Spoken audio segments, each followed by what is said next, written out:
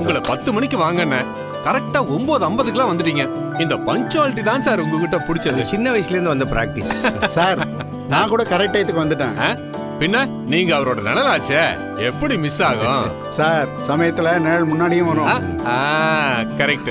சரி சரி, ஒரு நிமிஷம் உட்காருங்க. ஓகே, நான் ரூபா உங்களுக்கு இன்ட்ரோடியூஸ் பண்றேன். ரூபா. அண்ணா, செல்லாத 1000 ரூபாய் 2000 ரூபாய் பார்த்துருக்கோம். புதுசா வந்த 500 ரூபாயும் பார்த்துருக்கோம். 1 ரூபாய் 2 ரூபாய் இப்ப புழக்கத்திலே இல்ல. இது என்ன ரூபாண்ணா? டேய், ரூபாங்கிறது அவர் பொண்ணு பேர்ரா. ஓ, நல்ல வேளை அவருக்கு பையன் பிறக்கல.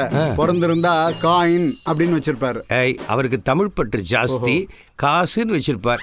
அவன் சரியா வளரலன்னா செல்லா காசாயிடுவான்டா. அண்ணா, இதுக்கு ஒரு கவுண்டர் சொல்லட்டுமா? கவுண்டர்?